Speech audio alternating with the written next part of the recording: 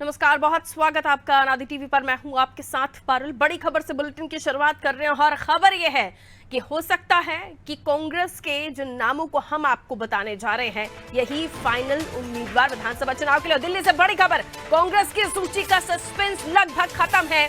मध्य प्रदेश में नवरात्रि के पहले दिन ही कांग्रेस अपनी लिस्ट जारी कर सकती है। 15 नवंबर को कांग्रेस की पहली सूची आने की खबरें निकलकर सामने आ रही हैं। 110 से 130 यानी 110 या 130 सीटों पर प्रत्याशी घोषित कर सकती है कांग्रेस। 15 नवंबर नवरात्रि का पहला दिन, लगभग सस्पेंस खत्म। कई मौजूदा विधायकों को टिकट दिए भी जा सकते हैं तो कई के टिकट पर संशय की स्थिति भी बन रही है। अनादि टीवी के पास कांग्रेस की संभावित सूची है, बड़ी खबर आपको बता रहे हैं।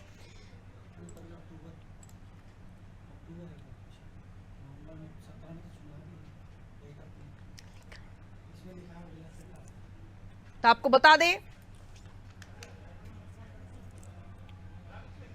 नवरात्रि के पहले दिन नामों का ऐलान हो सकता है। कांग्रेस के वो कौन से रणबांकुरे होंगे जो इस रणभूमि में अपनी किस्मत आजमाएंगे? क्या वो वही नाम होंगे जो पहले थे या फिर इनमें कोई तब्दीलियां की गई हैं? कई सीटों पर नाम फिक्स हैं तो कई पर संशय की स्थिति। हम श्राद्ध के बाद अपनी लिस्ट अनाउंस करेंगे, तो उस रफ्तार से हम चल रहे हैं ताकि 15 तारीख को हम अपनी लिस्ट अनाउंस कर सकें। और जितनी चर्चा होए उतना अच्छा है, क्योंकि बहुत सारी नई चीज़ें उभर के आती हैं। केंद्रीय चुनाव समिति की बैठक माननीय खड़गे साहब, माननीय राहुल गांधी जी और केंद्रीय चुनाव समिति के सभी सदस्यों के साथ हुई।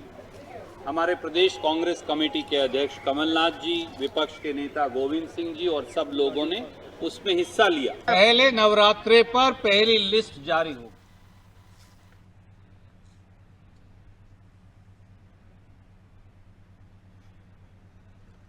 तो देखिए, कई सारे ऐसे नाम होंगे जो इस संभावित लिस्ट, जो अनादि टीवी के पास एक्सक्लूसिव संभावित लिस्ट है, जो नाम सामने आए हैं, और अगर यही नाम हुए तो इन्हीं नामों पर मुहर लगती है। तो देखिए, कंपटीशन तगड़ा हो सकता है क्योंकि कई सारे वो नाम हैं जो सिटिंग एमएलएज है, जिनमें कई बड़े नाम है, कई हाई प्रोफाइल सीटें हैं।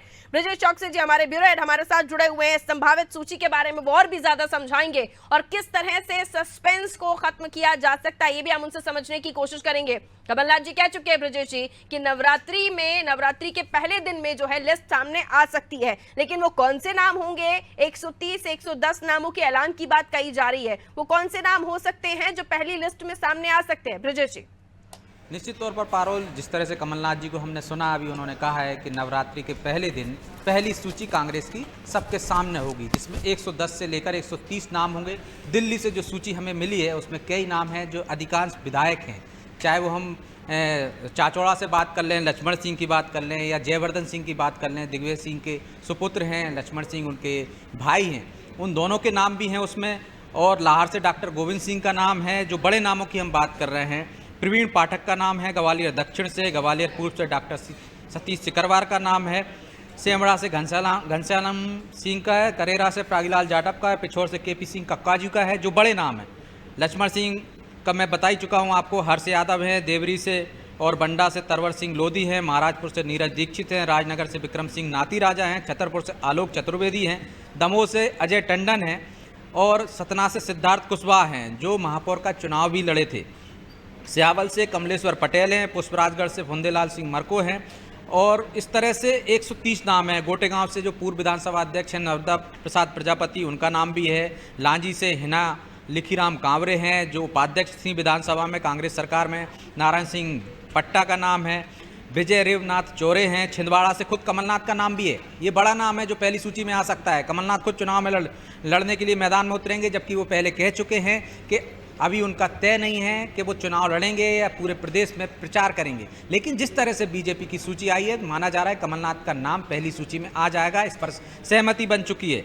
सुखदेव पांसे हैं, निलय डागा हैं, ब्रह्मा भलावी हैं, जो पूर्व विधायक हैं तमाम, देवेंद्र सिंह पटेल हैं।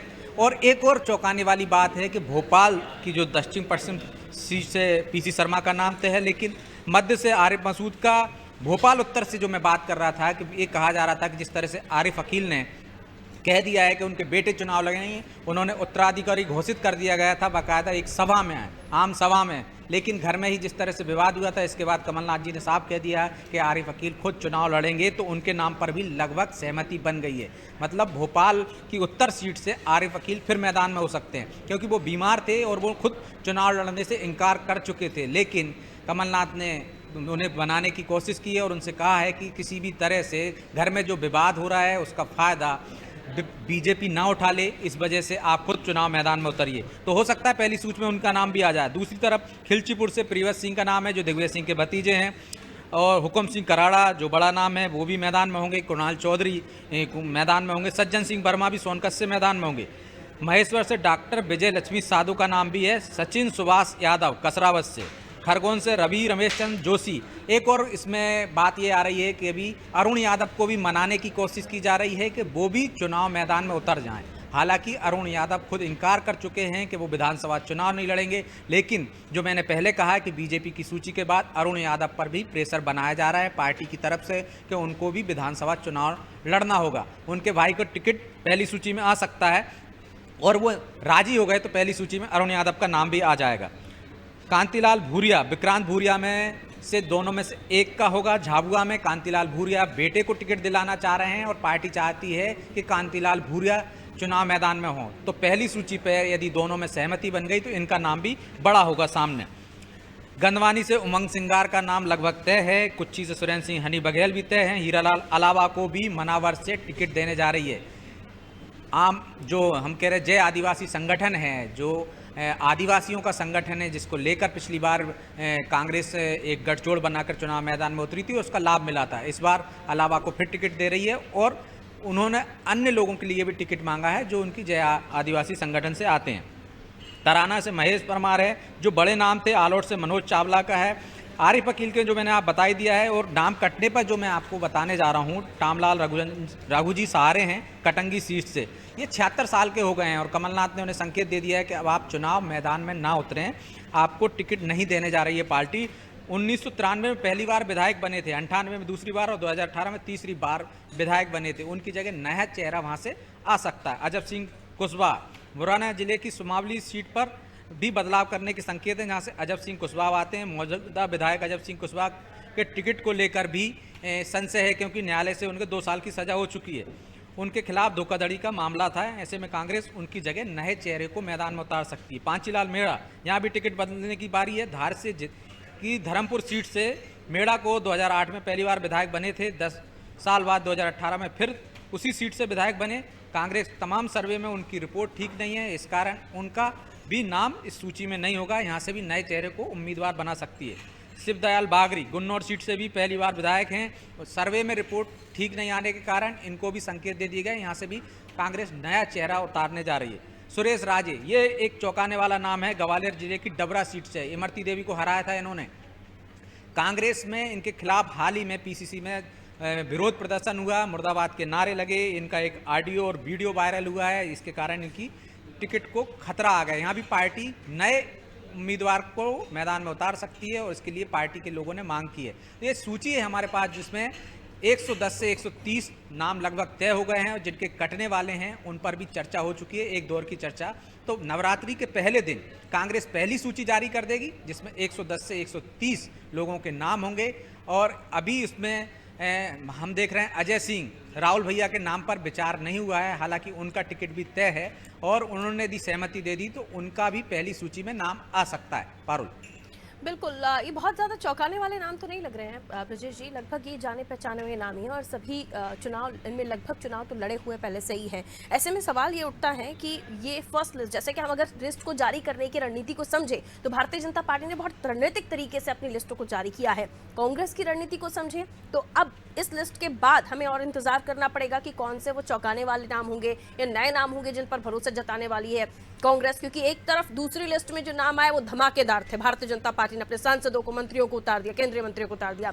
लेकिन कांग्रेस की तरफ से उन सीटों पर अगर गौर करें या नेक्स्ट लिस्ट में हम गौर करें जो न केवल खुद अपनी सीट को जिताने का दमखम रखते हो बल्कि दूसरी सीट को भी प्रभावित करे। हाल ही में हमने जब चर्चा की तो साध्वी प्रज्ञा सिंह ठाकुर के नाम को लेकर भी चर्चा हो रही थी कि न केवल वो खुद की सीट बल्कि आसपास की सीटों को भी जिताने में उनकी जो रणनीति है भारतीय जनता पार्टी की, उसमें वो कहीं ना कहीं साध्वी प्रज्ञा सिंह भी काम कर सकती हैं। तो ये जो स्ट्रैटेजी है लिस्ट की, ये फर्स्ट में आपको कुछ समझ आ रहा है?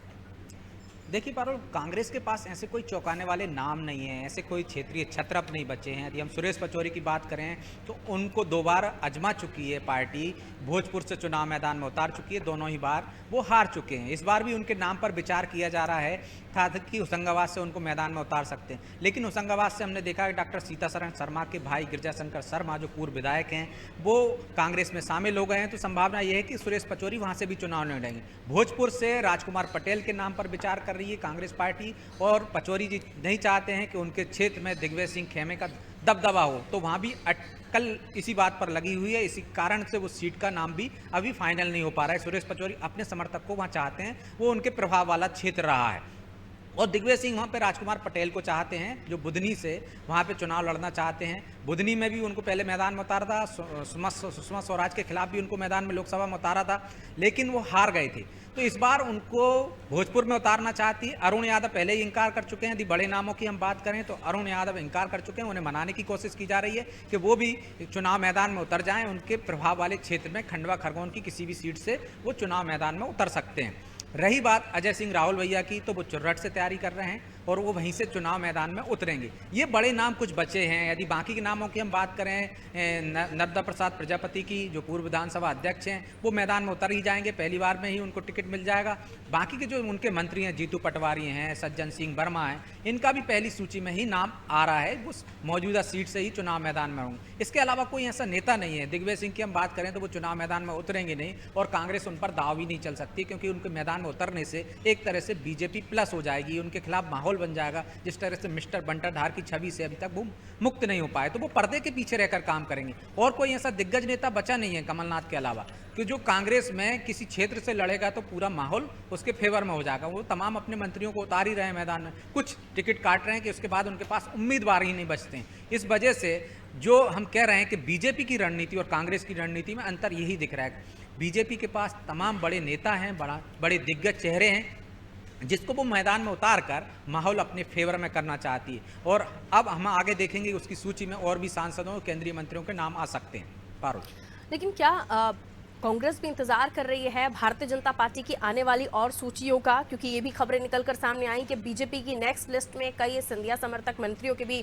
जो हैं टिकट कट सकते हैं। कई ऐसे कार्यकर्ता नेता जो माफ कीजिए, अगर हम कह सकते हैं नेक्स्ट लिस्ट में जो उम्मीदवार हो सकते हैं उनके नाम, या फिर सिटिंग एमएलए जिनके नाम कट सकते हैं। तो क्या ये माना जाए कि कांग्रेस अभी नेक्स्ट लिस्ट निकालने से पहले बीजेपी की भी लिस्ट का इंतजार करेगी, या पहले से तय लग रहा है? कांग्रेस को उस लिस्ट का इंतजार करना हो तो उन सीटों पर 94 सीटें बची हुई हैं बीजेपी की, जिन पे उन्होंने उम्मीदवार नहीं उतारे, बाकी सीटों पे वो उम्मीदवार उतार सकती है। तो बाकी सीटों पर तो वो तय कर सकती है, वो शुभ मुहूर्त का इंतजार कर रही है। और जिन सीटों पर विवाद है उन पर चर्चा चल रही है। इन 130 सीटों की हम जिक्र कर रहे हैं, इन पर लगभग नाम तय हो गए हैं। बाकी सीटों पर वो ये भी इंतजार कर रही है कि बीजेपी अपनी सूची जारी कर दे, वहाँ क्या बगावत के हालात होंगे, वहाँ कितने लोग नाराज होंगे, और नाराज लोग उनके पाले में कितने आ सकते हैं, उनको वहाँ से वो मैदान में उतार सकती है। तो उसका भी इंतजार है। लेकिन जो पहली सूची आएगी उसमें निर्विवाद जो नाम है उनकी जारी कर दी जाएगी। इसके बाद उन सूची का, बीजेपी की सूची का इंतजार करेगी। जो माना जा रहा है कि बीजेपी की सूची भी जल्दी आ जाएगी, और उस सूची के बाद कांग्रेस निर्णय लेगी कि वहां पर किसको मैदान में उतारना है। जिन सीटों पर अगर विवाद की स्थिति बनती भी है तो उन्हें फिलहाल होल्ड करके रखा हुआ है कांग्रेस ने। ये भी उनकी रणनीति का भी हिस्सा हो सकता है। बहुत बहुत शुक्रिया ब्रजेश जी जानकारी देने के लिए। तो संभावित सूची अनादि टीवी के पास है, और उस संभावित सूची पर लगभग ये अनुमान लगाया जा रहा है कि उस पर मोहर लग सकती है, क्योंकि ये वो नाम है जो पहले से ही तैयार खड़े हैं उस रण में उतरने के लिए, जिसमें भारतीय जनता पार्टी ने अपने रणबांकुरों को पहले ही उतार दिया है। लेकिन कांग्रेस को भी इंतजार है उस लिस्ट का जो अभी भी भारतीय जनता पार्टी के वो पत्ते हैं जिन्हें भारतीय जनता पार्टी ने नहीं खोला है।